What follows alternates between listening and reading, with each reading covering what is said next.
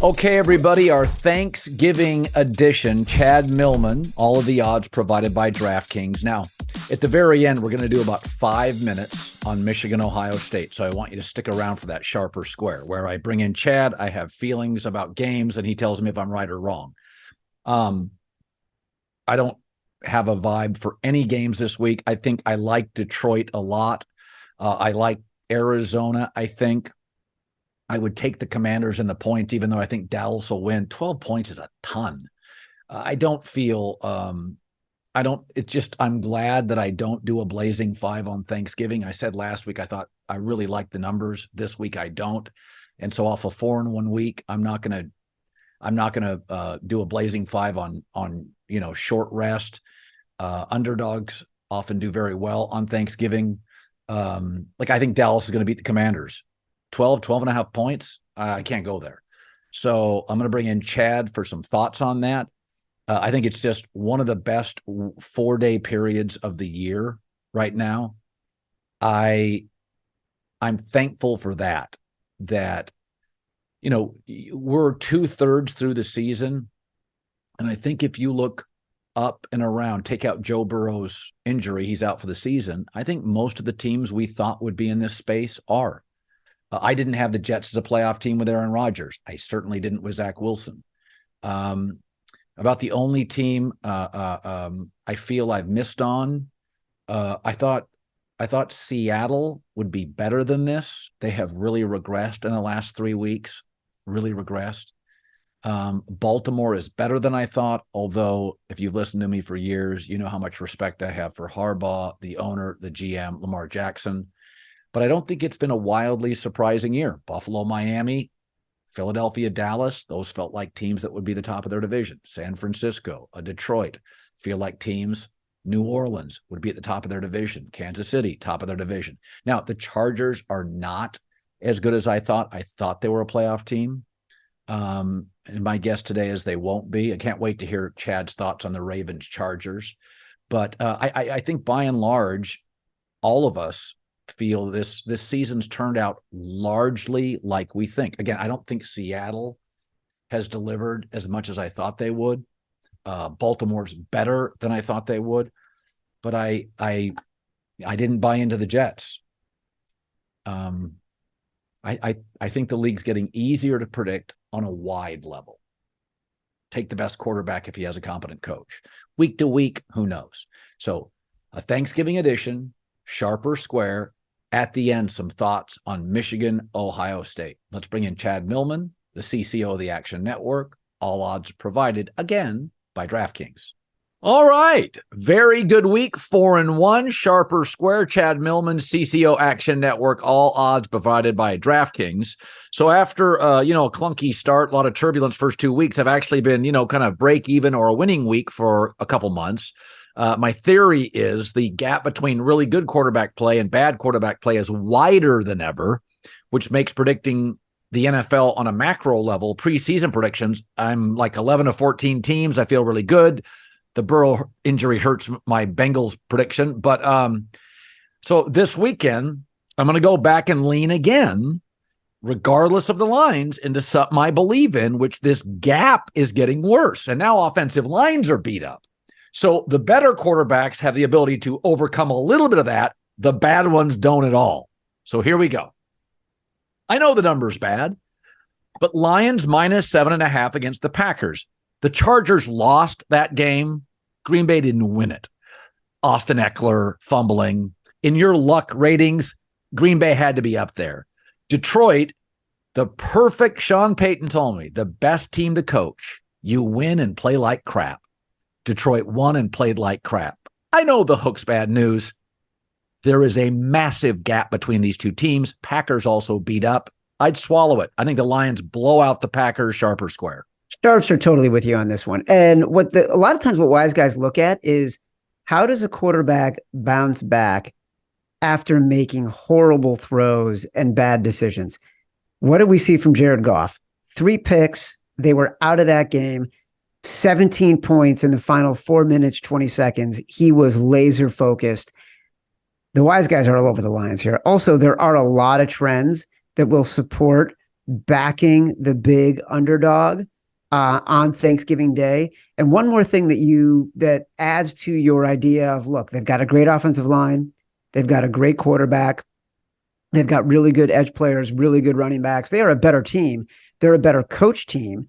But also, when you're getting on the short rest, you want to go with the team that has more talent. We even see it happening on these Thursday games, right? You would normally see a Thursday game. You'd see if there's a bad line, you'd see the underdogs getting a lot of action. You don't. You see the favorites getting the action. So this is a little bit like that. This is my second favorite pick of the week.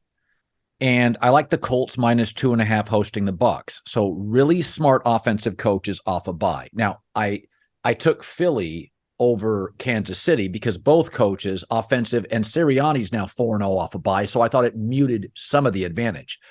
But I get a really sharp offensive coach off a bye against a defensive coach. No bye, Todd Bowles.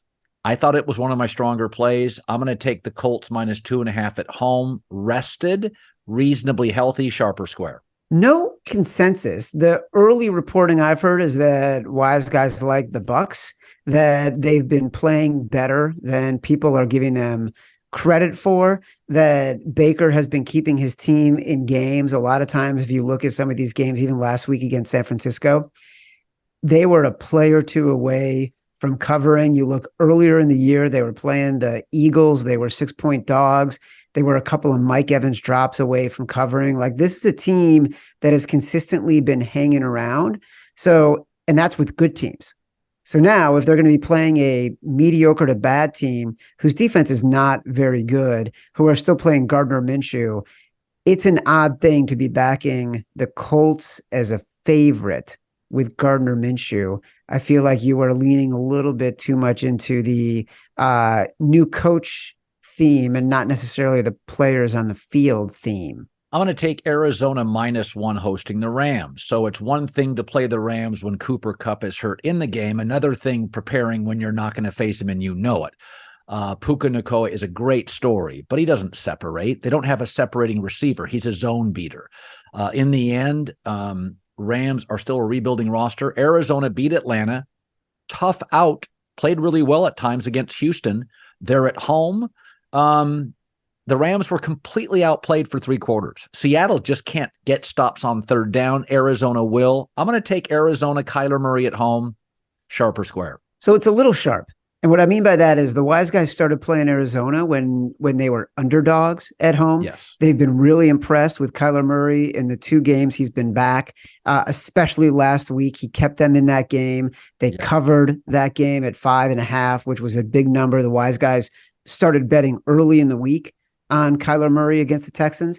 So now you're looking at a game in which Kyler Murray and the Cardinals are now favorites, right? So if you think the Cardinals are going to win, you're still going to be on the right side because you're betting the -1. I will tell you that historically, the trend is when a team flips from being an underdog to being a favorite, the numbers work against them. So what you really need to be thinking about is, why didn't I get this number a little bit earlier? Because you would have liked it more at +1. I get you got to play the lines that are in front of you right now, but there's a lot of games on the board to play where you're not trying to buck some trends. I'm going to take the Saints +1 at the Falcons off a bye. I think they have a much better roster. I think there's a little turmoil inside of Atlanta. I think Arthur Smith is smart, but he's outspoken, blunt. I'm not sure the team loves him. I think this is a experienced quarterback, better roster off a bye. Older team in spots getting a little healthy. Younger teams don't need that bye. When they're playing well, they want to play the next week. Older teams always appreciate time off. I think I'd take the Saints as a 1-point dog, sharper square. It's like you're trying to pick the corner TV games. I don't know, know what's going on. Well, I'm picking what I like. Well, look, I think New Orleans is the right side. I agree. Desmond Ridder is not an NFL caliber quarterback. They have not been using Bijan Robinson in a way that anyone thought they would. I mean, this was a guy that everyone expected to be a runaway for offensive rookie of the year. And don't you think the guys in the locker room are wondering why they're not using him? He's obviously a huge talent. Yes. It's you have to be thinking, if you're a player on the Falcons right now, wait a second.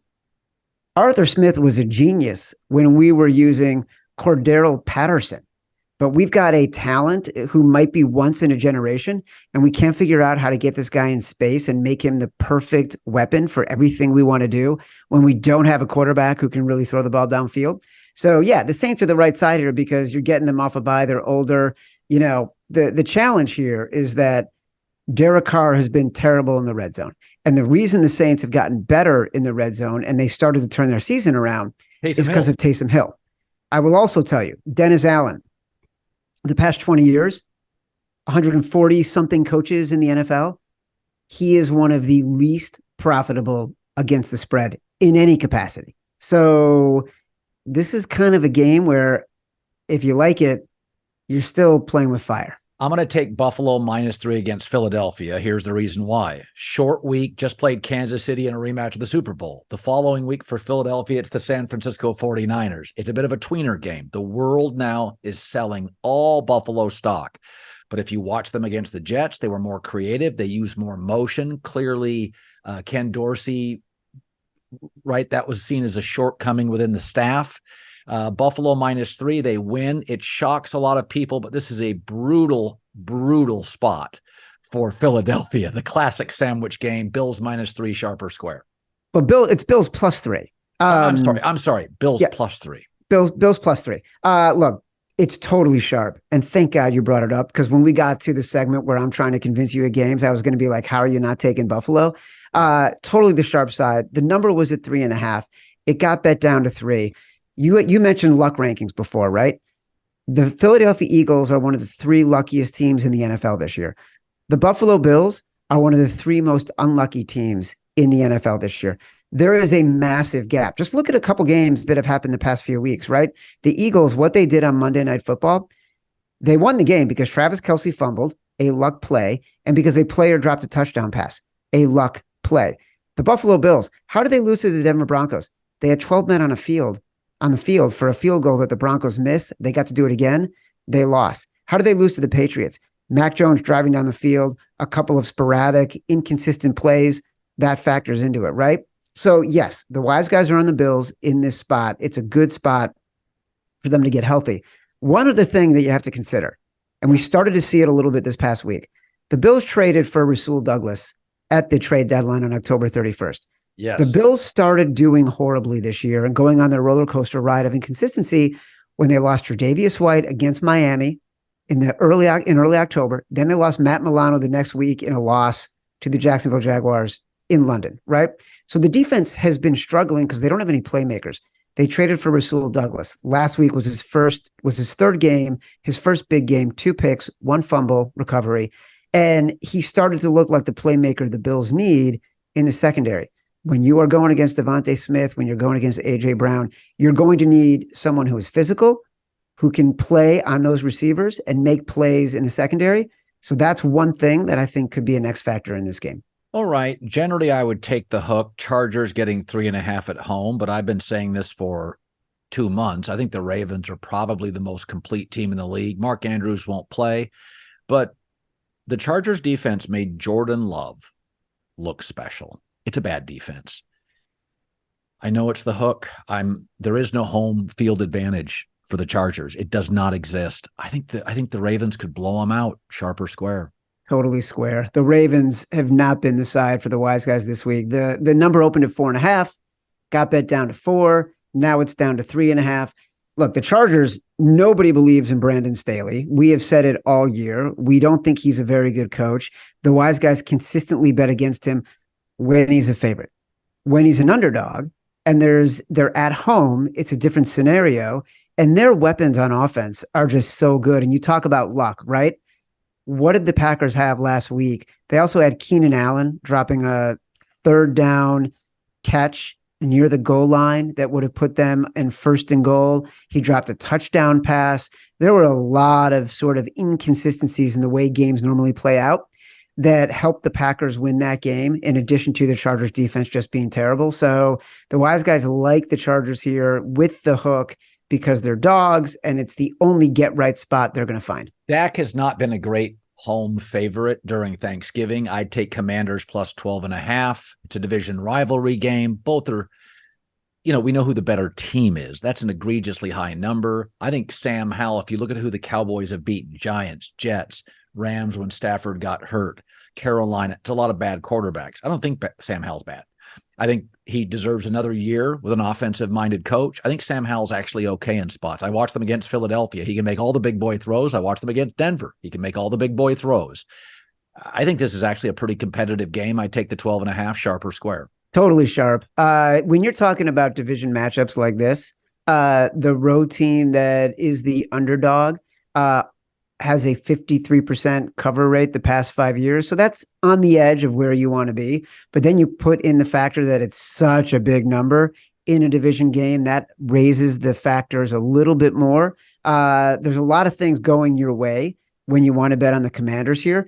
Dak not being a good quarterback against the spread on Thanksgiving is another big factor. There is some hesitancy. Like this line was at 11. You would have thought professional bettors would have hammered this line at 11.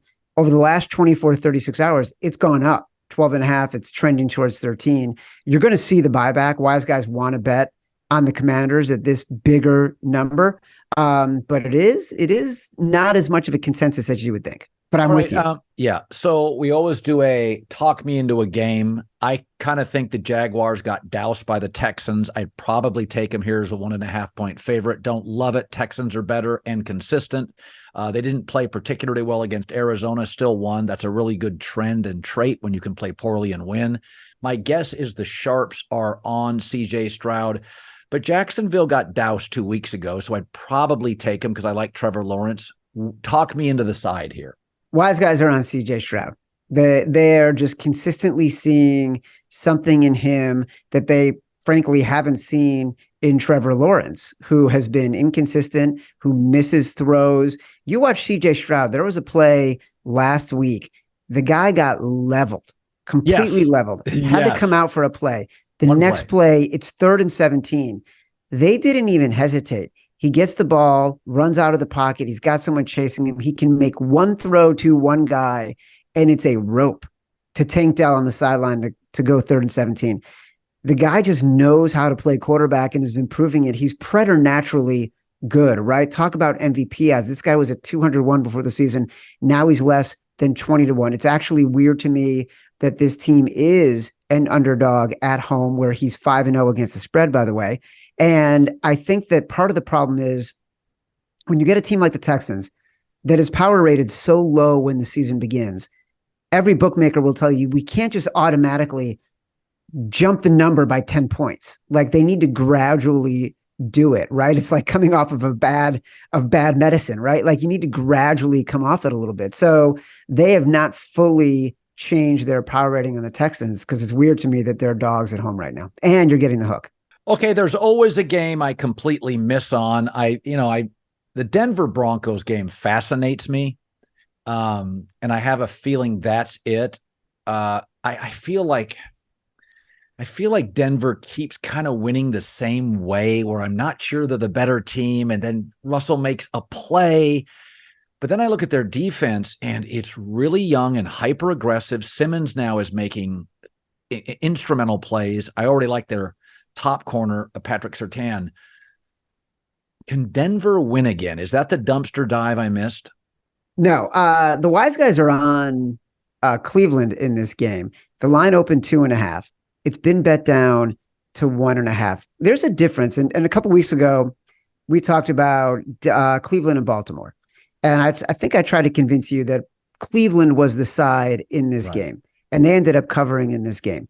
And the reason why I like Cleveland in that game was because their defense is offensive. And what I mean by that is they have playmakers at every single level of the defense. It's not just Myles Garrett, who might be one of the best players in the NFL right now, but it's guys like Grant Delpit who are leading that team in tackles, right? And he is playing in the box, but he is also playing in coverage. They make plays that put the Browns offense in a position to score. They don't always have to be getting a kickoff, going down 75 yards, or getting a punt from deep in their territory. The Browns defense puts them in a good position. I can't say the same about the Broncos. They're better. They're holding teams to fewer points, their tackling is still really bad. Like we saw that against Minnesota. They could not tackle anybody. And the Browns are a heavy rush team with now in Dorian Thompson-Robinson, a very mobile quarterback. So the wise guys like the Browns here. The only caveat I would say is that the number has moved. And so it's becoming harder and harder to bet on it. You're essentially betting on the Browns to win at this point. Any other dumpster diving? Can I interest you in the Las Vegas Raiders as 8.5, 8 or 9, depending on where you're looking, point underdogs, hosting the Kansas City Chiefs? So look, the Chiefs, they have been virtually unbeatable. And I liked the Eagles too this past week. I think we made the Eagles last week an executive decision. Yes. And the second half in games, it's almost like Andy Reid recognizes that his receivers are not playmakers. And so he's immediately playing the clock in the second half. They scored, 2 touchdowns in the second half in the past 5 games. They had 17 points at halftime this past week, ended the game with 17 points.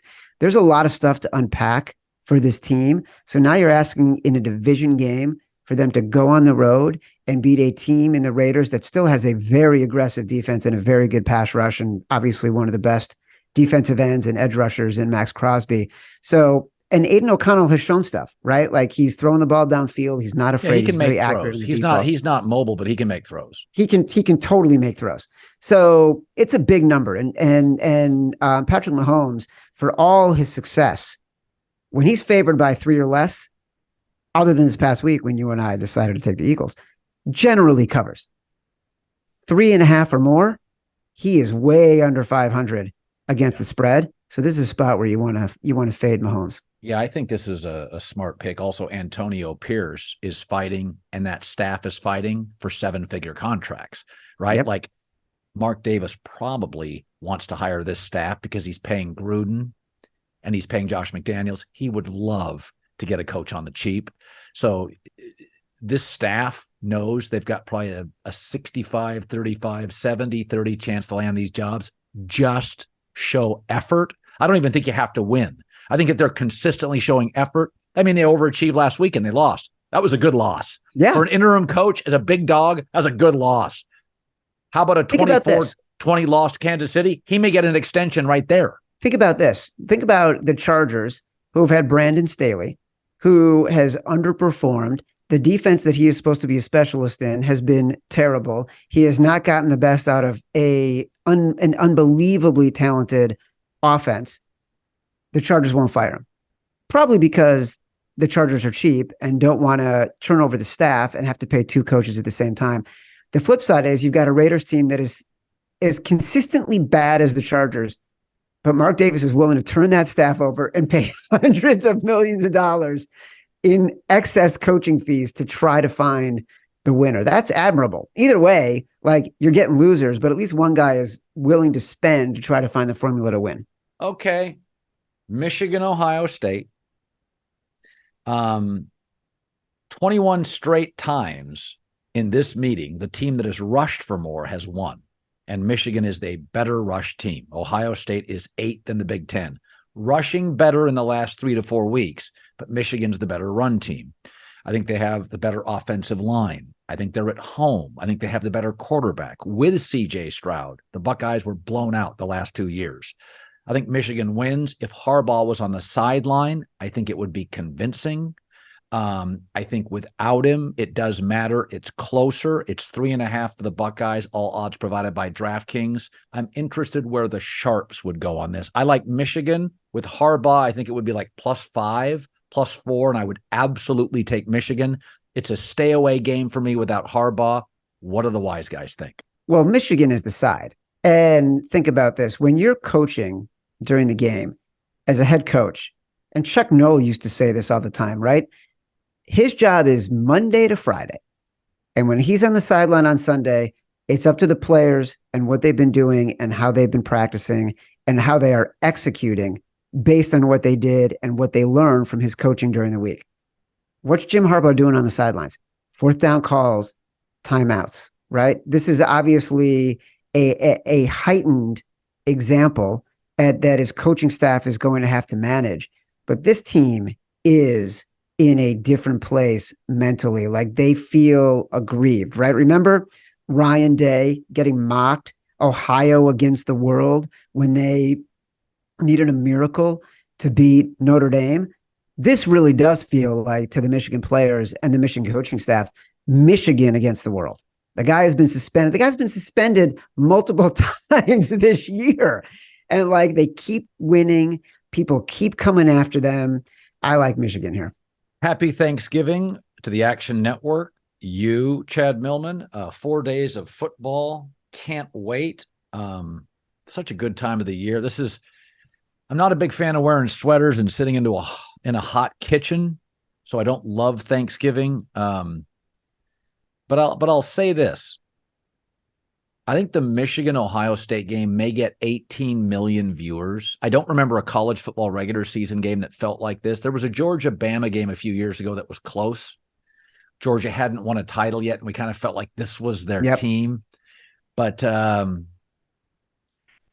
it's weird being on the Michigan side, because if you're on the Michigan side, you are labeled as a cheater. And of course, I have always been morally flexible, like all of us are. I just acknowledge it. Yes. So we all speed. We've all written off a glass of wine that really wasn't supposed to be on our taxes. We've all shoplifted major appliances. I mean, those kind of things. I tend to think with Harbaugh, like Pete Carroll at SC, he's always been a push the envelope guy. And I think college sports, Bill Self falls into this. Remember the claims? I think Jim Boeheim. I think the NFL would be far more punitive and they police you more arduously. But the NCAA is this fuzzy, nebulous bureaucracy where everybody suspects their neighbor is cheating a little. So I think it promotes push the envelope among staffs. So I don't view myself as a morally, this is not a morally conclusive stand that I'm backing a cheater. It is a push the envelope industry on Wall Street. You don't think guys go to lunch and share information? It's called insider trading.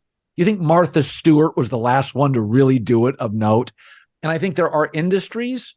I remember when I worked at ESPN, and you're supposed to leave a window open for rivals to compete for contracts. So if you have the NBA, you can't renegotiate that. There's a window where Fox or NBC or CBS could come in. Really think that's how it works? Really think presidents aren't going to dinner with commissioners, stopping by for cigars, some cognac? So I just think there are industries. Tech is another one. You read the Steve Jobs, Walter Isaacson biography.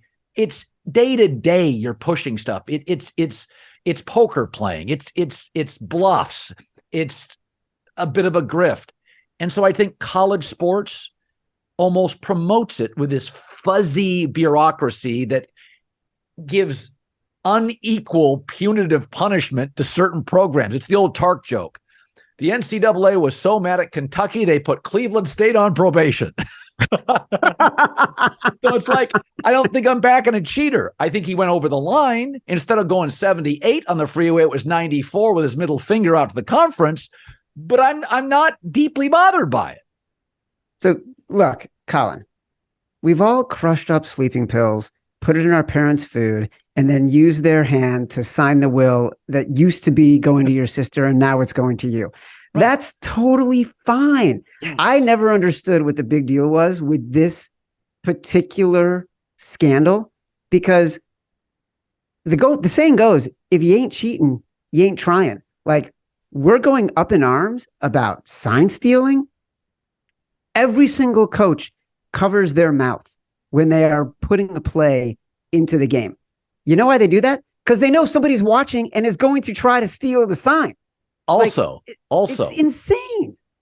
Everybody changes their signs and signals for big games. You don't Super Bowl, playoff games, Rose Bowl, Auburn, Alabama. Those are the games you change Ask Peyton Manning. You change the signs for those games. Now, you can use them back-to-back if you're hosting Rutgers and Maryland. Okay, those games aren't on national TV. But the reality is these big spot games, Peyton Manning isn't doing the same signals. These guys change for playoff games, division rivalry game. When you're playing the Ravens the second time if you're the Steelers, you're not using the same signs, same audibles. Stuff changes constantly. Colin, we've all broken into a colleague's email to send really inappropriate comments to your boss when you're both going for the same promotion. It's totally fine. That's what people do in the game of life, in the game of professional media, and in the game of football. You steal signs. Happy Thanksgiving. You too, brother.